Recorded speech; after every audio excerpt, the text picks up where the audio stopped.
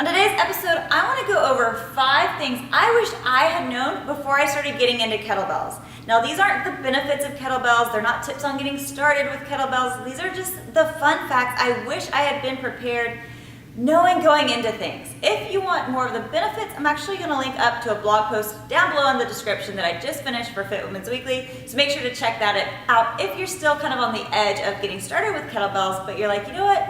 What's all the fuss about? What am I going to get out of a kettlebell? Well, then make sure to check out that post. But in today's episode, let's go over the 5 things I wish I had known to help prepare you for getting started into kettlebells. Tip number 1. You are going to experience some changes when it comes to your wrists and with your hands, and they're not necessarily beautiful changes. You're going to get stronger and all over your body, but your wrists are going to get beat when you're first getting started. You're going to look like you've been abused and someone's been grabbing at you, because the kettlebells, when you first get started, are going to start leaving bruises that look kind of like eggs on your wrist. That's because when you're holding the kettlebell properly, it does actually sit on your forearm. You're going to have that natural tendency to want to turn your wrist and your fingers outward so that it doesn't do that. Don't do it. Make sure that you're starting with your knuckles straight up, all the way down to your elbow, so it's one nice straight line. And I promise it gets easier with time. So you're going to first start off with a nice little red mark, kind of like a goose egg, and it's going to turn black and blue. But as you do more kettlebells, your wrist will get stronger and you won't have that bruising. The other thing that's not so pretty is you're going to build some serious calluses up. I don't know if you guys can see, but my hands are not pretty hands at all, but you know what they are? They're strong hands. They allow me to swing kettlebells, grip a kettlebell nice and strong, hang from bars, do what I need to do.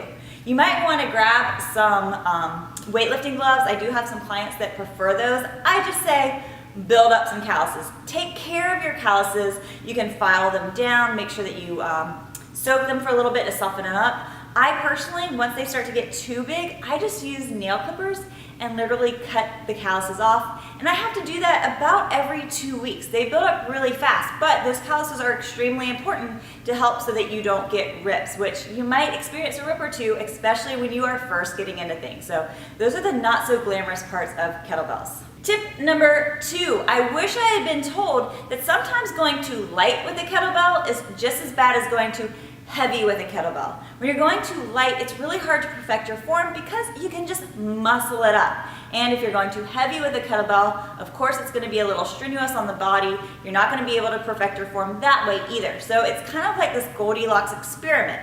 You want to make sure you're not too light. You want to make sure that you're not too heavy. You want to start off just right. So if you have this idea of, oh, let me start off with just a 5-pound, 10-pound kettlebell, you might want to rethink that idea, because you're not going to pick up the proper tips and techniques that you need to help perfect yourself along the way. In fact, if you're just getting started, there's 2 weights I generally recommend starting with. A 26-pound kettlebell, which is this puppy. It's actually 12 kilograms. Most kettlebells, most weights are actually in kilograms. And a 16-kilogram kettlebell, which is about 35 pounds. Those are 2 weights that can start you off learning proper swings, proper snatches, proper cleans, without being too light or too heavy. And there's room to grow with both of those. So if you've been kind of contemplating, okay, I want to start my own kettlebell collection, where should I start? That's where I recommend. Tip number 3, I wish that I had been told what move to really start perfecting first. And it's not the swing, it's not the squat, it's actually perfecting a kettlebell hip hinge or a deadlift.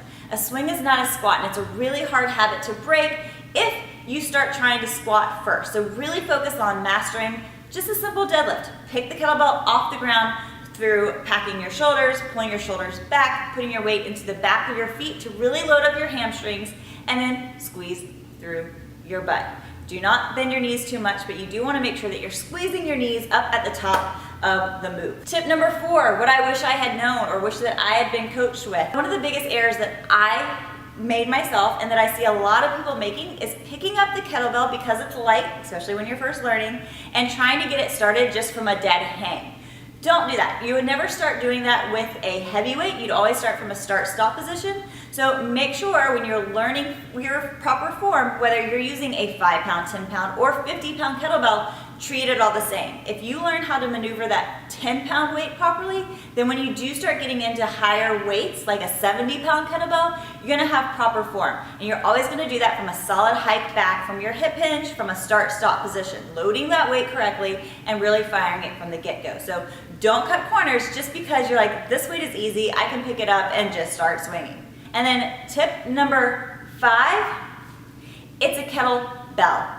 The worst thing that you can do when you're getting started with kettlebells is call it a kettlebell. Now I know it looks like a ball with a handle, but do not make the mistake, especially around somebody that is kind of more experienced in kettlebells, to call it a kettlebell. That's the first thing I tell my clients when we start doing kettlebell clinics, is if you say kettlebell, you're gonna owe me 100 swings by the end of the class.